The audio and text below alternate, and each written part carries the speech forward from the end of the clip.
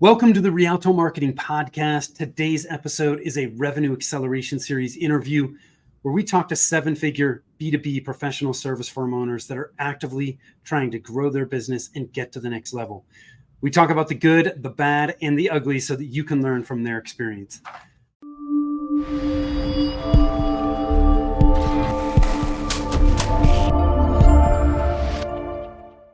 I am Tim Fitzpatrick with Rialto Marketing, where we believe you must remove your revenue roadblocks to accelerate growth, and marketing shouldn't be difficult. I want to thank you so much for taking the time to tune in. I am really excited to have with me Jeremy Conway from Mad Security. Jeremy, welcome and thanks for being here. Oh, thanks for having me, Tim. I'm really looking forward to today. Yeah, me too. So I always start these types of interviews off asking the same three questions. Are you ready to jump in with both feet? Yep, I'm ready to go, Tim. Let's go. Okay. So very quickly, what do you do? How long have you been doing it? So currently, I'm the CEO of Mad Security, and I've been in cybersecurity for about 25 plus years. And I do it for Mad Security, managed service provider. And in the time you've been running Mad Security, what's the most important lesson you've learned?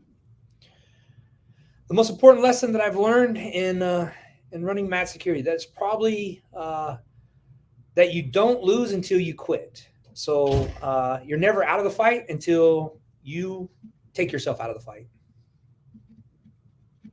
That's a good one. I've never had anybody say that. I like that one. This actually kind of leads into my next question, which is, we know growing a business is hard. We run into challenges. Do you have any kind of mantra or something motivational you say to yourself or share with your team to kind of help push through those times? Yeah, it's basically what I just said there, right? And that is, don't give up, don't quit. There's an answer. What I truly believe and what I try to preach to our team, my leadership team, my sales team, my marketing team, all those folks, is that our frustrations is just a skill we haven't learned or acquired yet through some knowledge gap. So there's other people that have already powered through it. I mean, there's billion-dollar organizations, there's all these things, and we just got to figure out what they did differently. And success leaves trail, leaves clues. We just got to follow. Let's bridge that gap. Yeah, one of my mentors always talked about success leaves clues, right? It definitely does. Yeah, that's a really good one. It's like, for most of us, we're not paving a new path. Many people have already gone down that path. We just need to know where to go to get the help that we need. And it definitely feels like you're always paving new paths, but you just got to put your head up, look up, and see the forest for the trees and be like, wait a minute, somebody else has already done this. There's a book, there's a blog, there's somebody I can talk to, there's a mastermind, there's somebody out there that will share this experience, and get you through it. Mentors. Yeah. Who was it? I think it was. I'm gonna botch this, but have you ever read the book Who Not How? No, but I've heard about that. Yeah, so have I. I haven't read it, but you mean what we're talking about just reminds me of that. It's like we don't need to figure out how. We need to figure out the who, and they'll help us figure out the how. So Jeremy, you have a really interesting professional path and you started in the military. Can you share that path with us? Once you got out of the military, like what happened? Yeah. So being in the military, I thought I'd never get out. I really loved it. I enjoyed it, camaraderie, the things that are going there. So it was a big shock for me to hit industry and get a job and not have 3 squares a meal a day and do those types of things. So when I exited, I just took the best purposeful job I could possibly take at the time. And I took a IT help desk position at a defense contractor because I was in the Army and exited and just went to work right here in Huntsville, Alabama, where I got out. Didn't grow up here, but that's where I got out. When I got there, I found out that the same skill set that made me successful in the military was making me really, really successful in the commercial space. I was only on the help desk for a few weeks, and then I got promoted up into administration, and then we had a security incident. I got promoted into some cybersecurity stuff, and in doing that, I had done some projects for the Department of Defense and this defense contractor that caught some eyes of some other folks outside of that. And I got asked to migrate over to NASA to help build their security operations center. So they had the network operations center at the time. Cybersecurity was and we're talking 20 something years ago, right? So yeah, right. Chuckle on cybersecurity 20 years ago was kind of fun, right? But they had heard some stuff that I'd done over at the DoD, and they asked me, "Hey, would you like to come over and join our team?" And they basically, there was a very small group of us that went over there, and we built the NASA Cybersecurity Operations Center from nothing to supporting over 450 plus universities, 13 centers. The space station was our responsibility, and interesting, we also controlled the command center at Russia and the cosmonaut hotel because we were doing joint mission stuff. So we got to see that kind of stuff. Doing all that was great. Politics got involved, and they decided they were sending way too much money to Huntsville, Alabama. So politicians migrated the SOC over into California, out to Ames, to do that. And we kept the NOC. My team got crushed down to a few group folks, just me and a couple other folks. Several people migrated over. I didn't want to move my family and do that type of stuff, so I stayed here.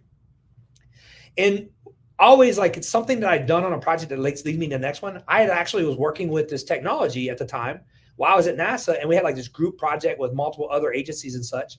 And the CEO of that company said, "Hey, with all your guidance and stuff, we've been able to, take our company from X million dollars to like quadruple in revenue for it, right?" So it was a big thing. And he's like, "Are you bored? Would you like to come work for me? And if so, here's what I can offer you." And he offered me like some stake in the company, and he offered me like, "Hey, get us bought because I want an exit in the next 3 to 5 years, and you'll get this reward for it, right? A nice little piece of the thing for some motivation." So I went and joined them.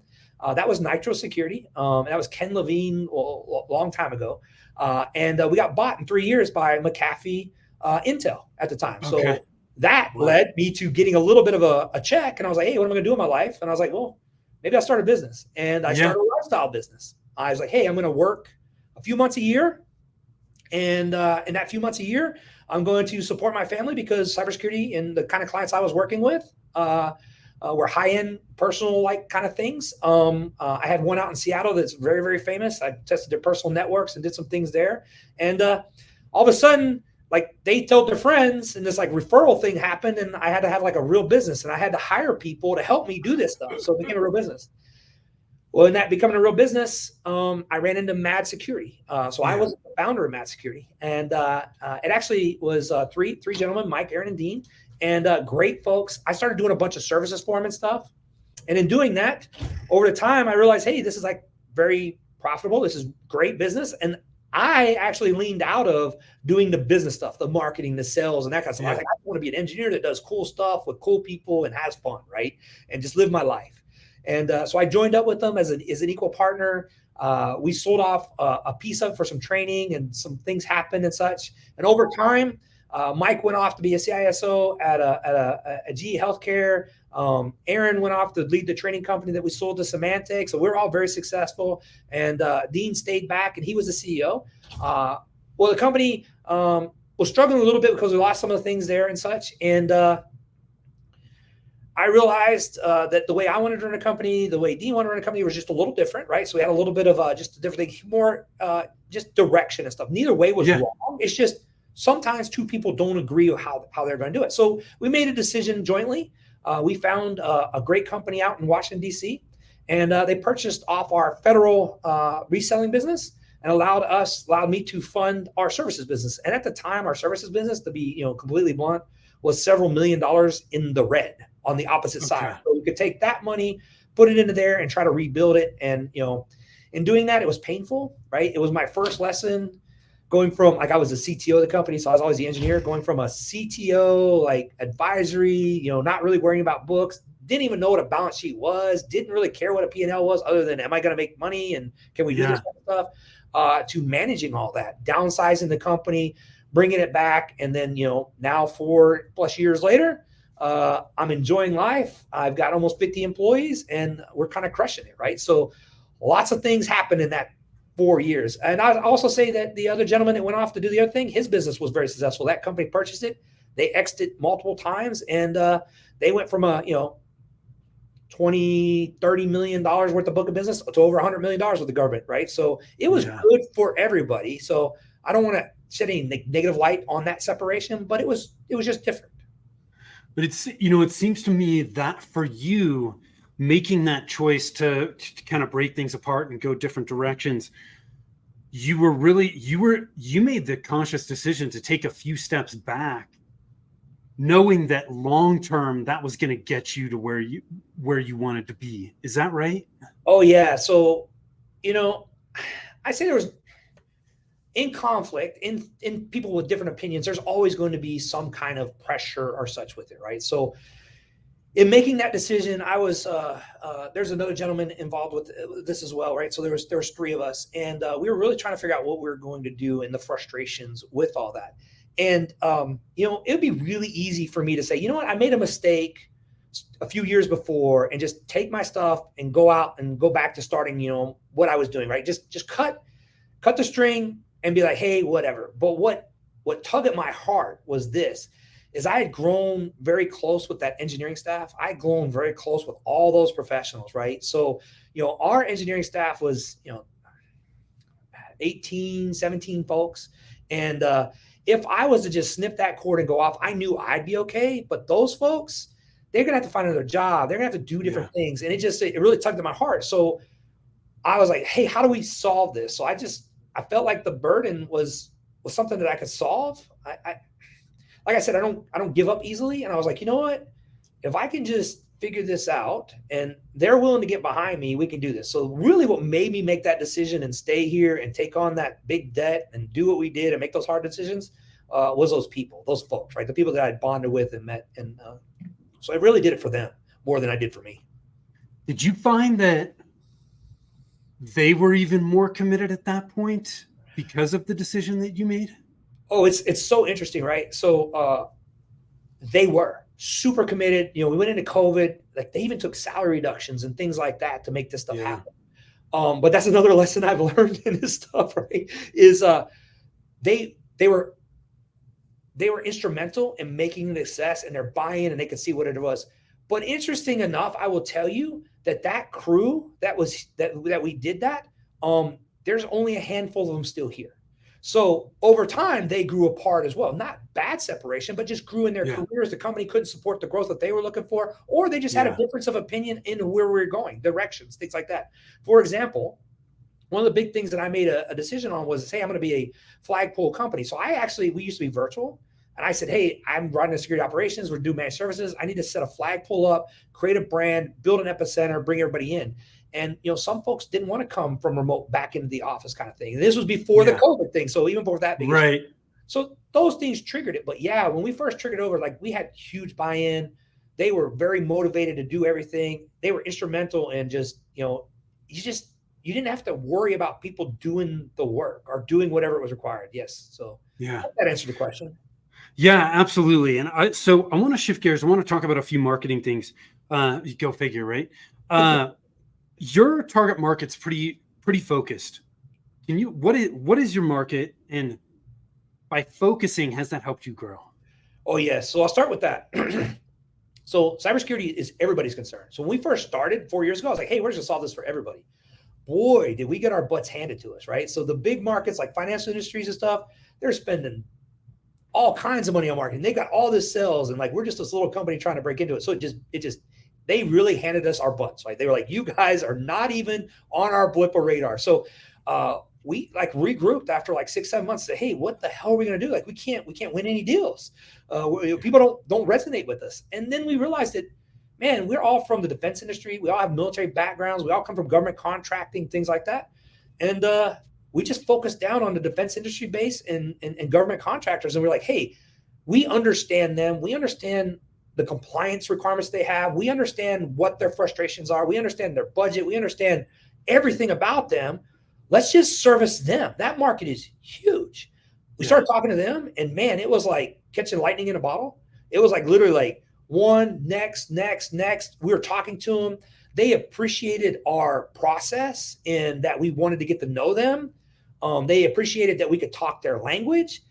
And what they most appreciated is not only did we get to know them and then we could talk their language, but by combining those two things together, we gave them the right solution versus, hey, here's this box that everybody uses in cybersecurity, and it doesn't really tailor to you, and it can work at a bank, but it can work here. So they feel like there's this white glove service to it.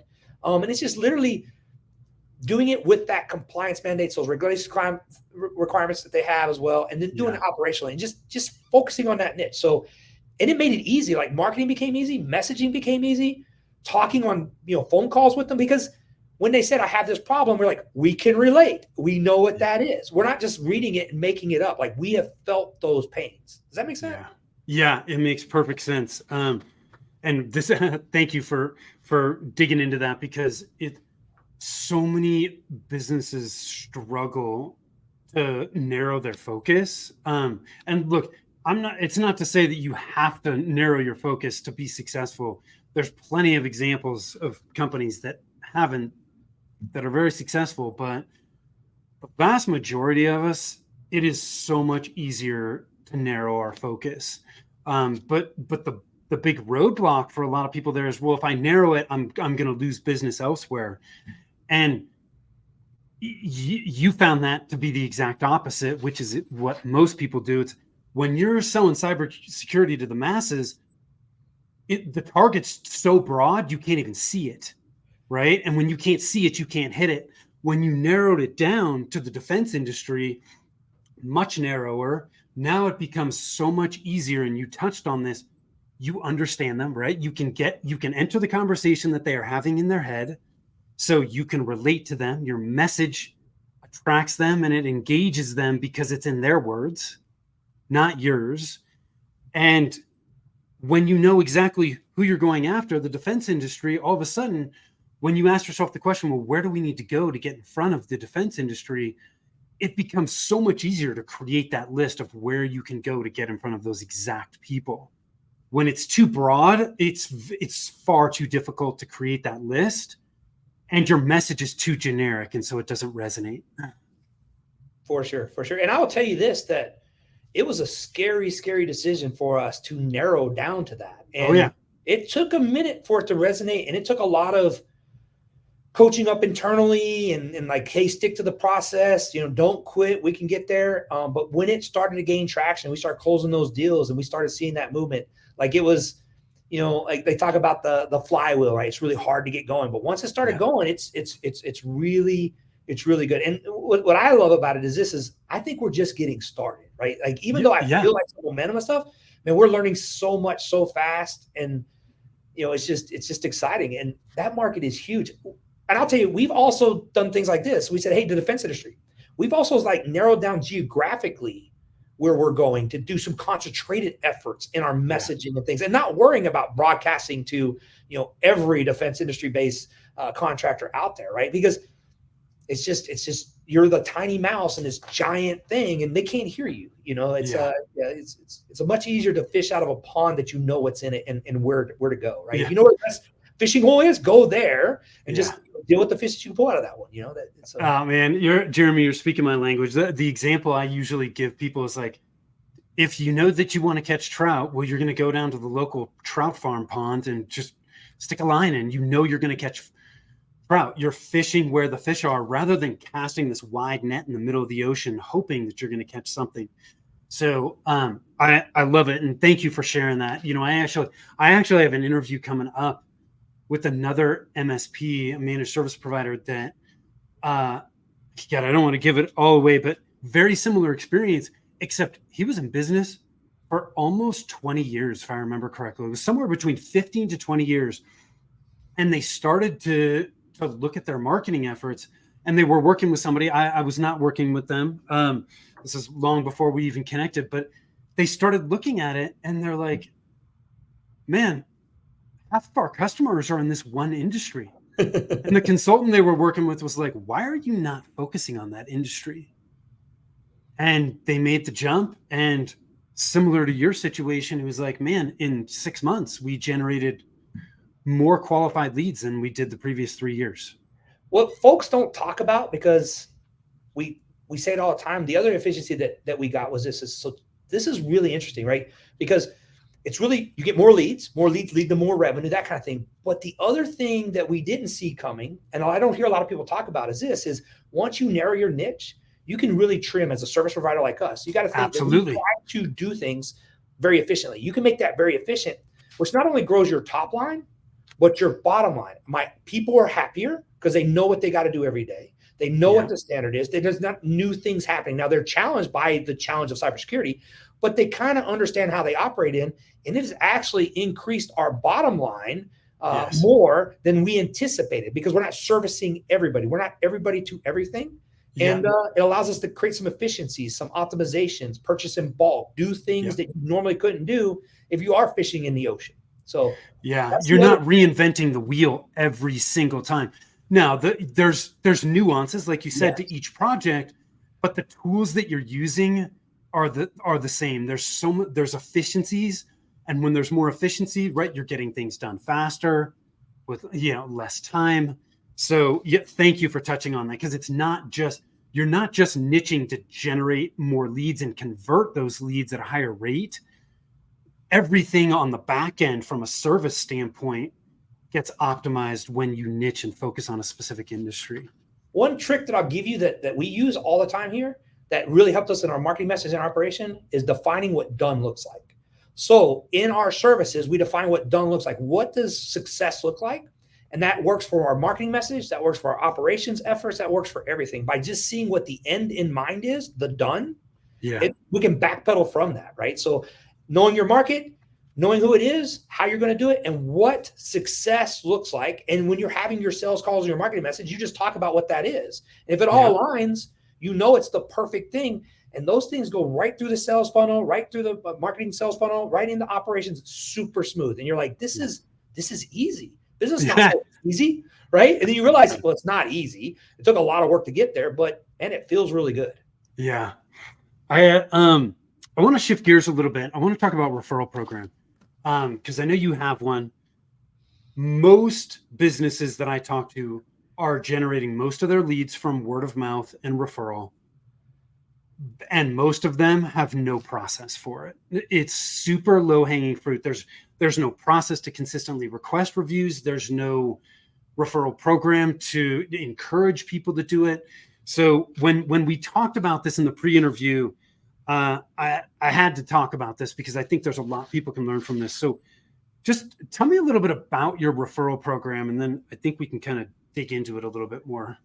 So everything happens through experiences and failures and things like that, right? So we did not set out to create a referral program. We didn't even know that's the only way to grow, in the manner, like 1 to 2 to 2 to 4 to 8, that way. So what happened was is we were just set out to make our customer experience really, really, really well. And, read books, did other things. And what we did is we created this program we call Building Raving Fans. It's basically like our loyalty program, our loyalty circle. And what we did is we looked at, and with guidance from other folks and mentors and things, and just taking pieces from different stuff, what we have is basically this circle. Okay. And when you enter in our program, through a marketing message, that be cold outreach, whatever it is, you're going to follow this path of events that we have, right? That we orchestrate to do that. And we understand that we give this we understand that enthusiasm will get you to each other gate. So we got to figure out how to create enthusiasm every step. And that enthusiasm transfers like naturally with humans. It's almost like when you come home and your dog's like, ha, ha, ha, really happy. And you're like, hey, you feel really happy. Look at how bad your day is. So that's the we talk about. So when they come into our cells and they do that, we're building enthusiasm. We're relating with them and such. But what we try to do is at every value entry, create more enthusiasm. And so what happens is they come into our sales program. Early on, we give them away something, right? Some kind of value thing that normally would they pay for. Maybe it'd be a pre-assessment, maybe it'd be something like that. And here's the key. Those folks ask for the referral on the back end, on the 6-month mark, on a 12-month. Like, they think of it very formally. We ask for it right up front, right? If we get a great experience in that early entry, even before they're a client, right? We're like, hey, do you think anybody else would benefit from this? Do you think, you have anybody that we might be able to, we don't ask for the referral. We just ask if they have anybody that would benefit from this. Or could we tell somebody else about this pre-assessment or this type of thing, that we may be able to help, or that kind of thing. So we get like an early entry referral right up the gate. And it's amazing how a referral program, if you just ask and ask at the right time, like people will do that. They're like, oh yeah.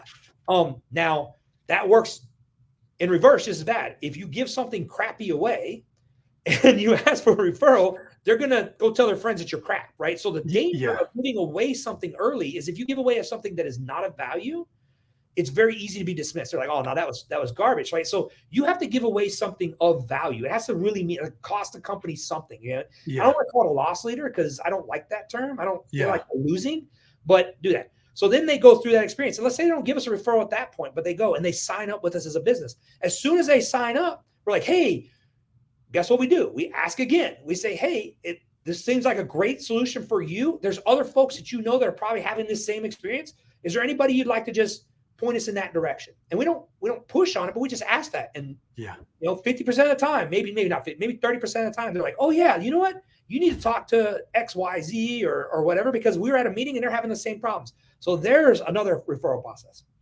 Once they get into the program and they're doing our services, we have these quarterly service reviews. We have these touch points. And guess what we do on every one of those touch points? Hey, you seem to be enjoying your experience with us. You seem to be doing this. This seems to be working for you. Do you think there's anybody else that might benefit from this same service? That's literally our referral program. So at every piece that we get to, we just ask. There's nothing super formal about it, but that's kind of how it works. I will tell you, do we have some formalities in our referral program, like incentives? Sure. We have folks that I kind of like do a channel and stuff, and we may incentivize for like, hey, we'll give you a discount for this, for that kind of referral kind of stuff. But 90+% of the time, we don't have to do that kind of stuff. It's just it's natural that people want to help other folks. So the secret to our referral program is customer experience. If you have an enthusiastic, happy, you solved a real problem for a customer, they want to tell their friends because they want to be the smartest guy in the room or gal in the room. They want to be the connector. They want to be like, hey, this is great. Try this out. Does that make sense to you? So I want to break this down because I think this is easy for people to overlook. First, you don't, in your referral, the way you've described this, I kind of think of this as a referral system. You don't really have a formal process of incentivizing for referrals, right? You do incentivize some depending on the relationship, but what you really have is this system where you have identified specific points in the customer experience where it makes the most sense to ask. Jeremy, honestly, it is like I told you to say this ahead of time so thank you, because this is what I tell people all the time. Like, if you want to put together a formal program, great, they can work really, really well.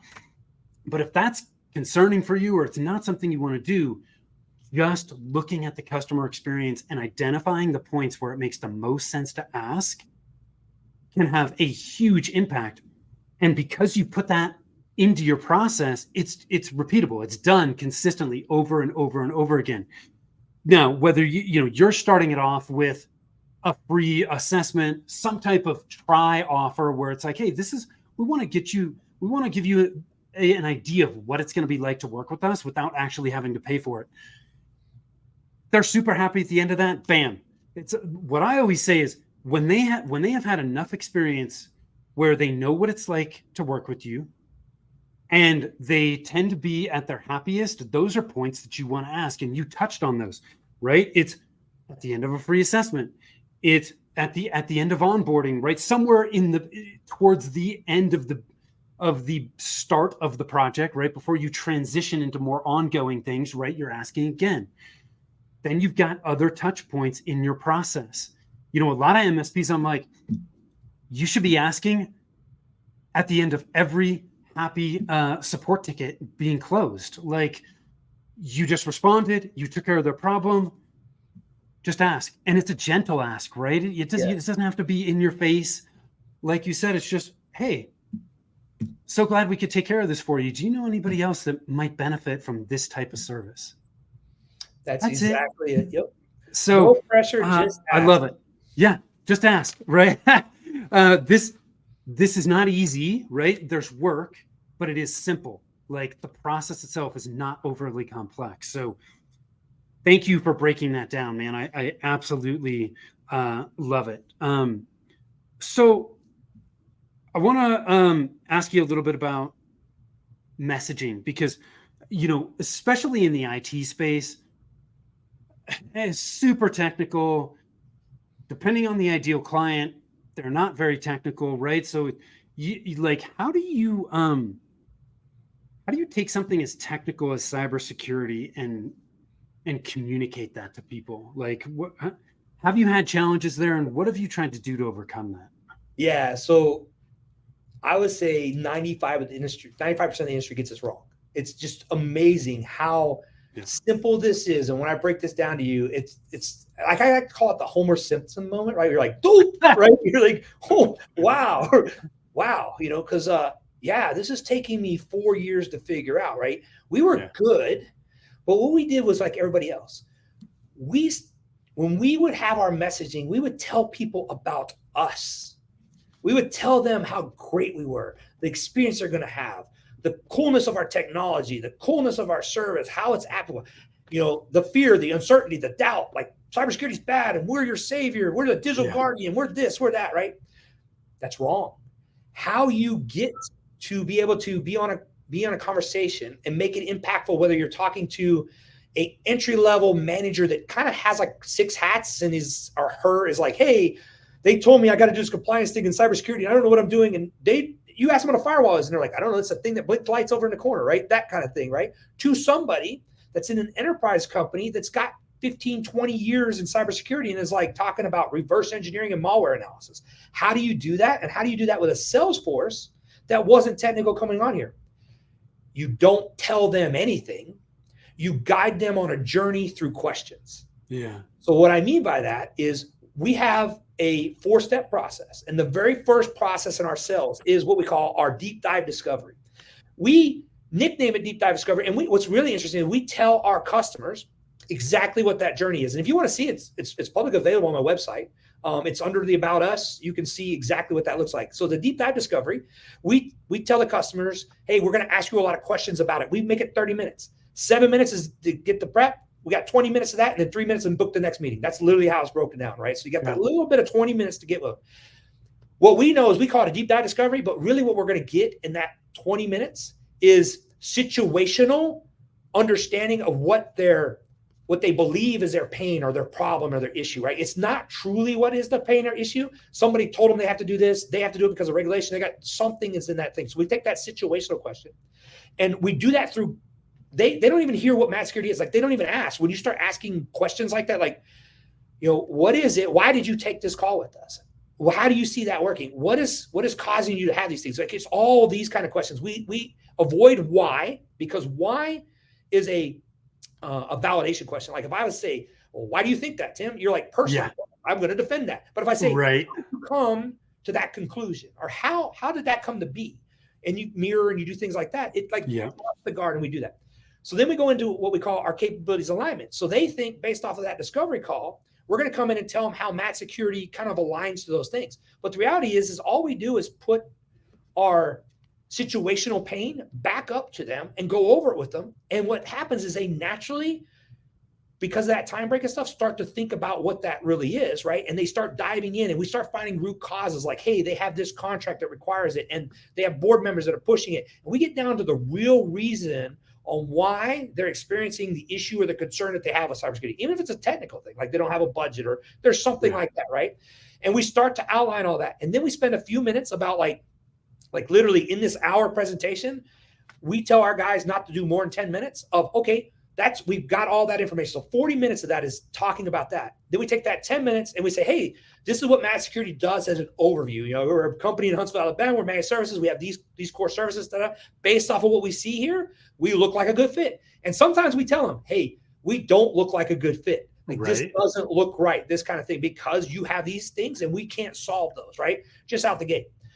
We take that information and we go into what we call solution design. So we come back and we tell folks, hey, you got to, like, they're always asking sometimes as they're getting these pains, well, do you think this would solve it? Or do you think that would solve it? And my guys just reiterate, like, well, not sure yet if we could fit you, but if it could solve it, what would that look like? And they start describing what done is, what their end goal is. So we're you see where this is going, right? Yeah. So what happens is, in that solution design, we come in and we tell them, like, we're a doctor. We're going to prescribe the exact medication needed to get you to where you're going. So that's where we balance people, processes, and technology.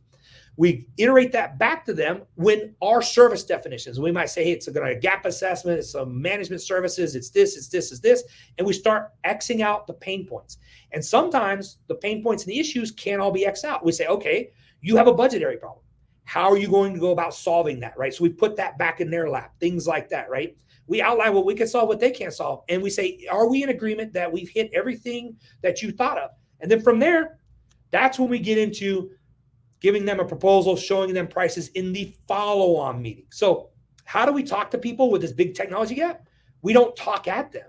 We let them tell us what they think done looks like, what they think needs to happen. And all we do is take our solutions and map it into what they're doing there. So we don't talk at them. We just talk about the experience. And what we found is there are very common issues that they all have that we can then put in marketing messages as well. Have you experienced this problem? Well, this is the solution that we have, that kind of stuff.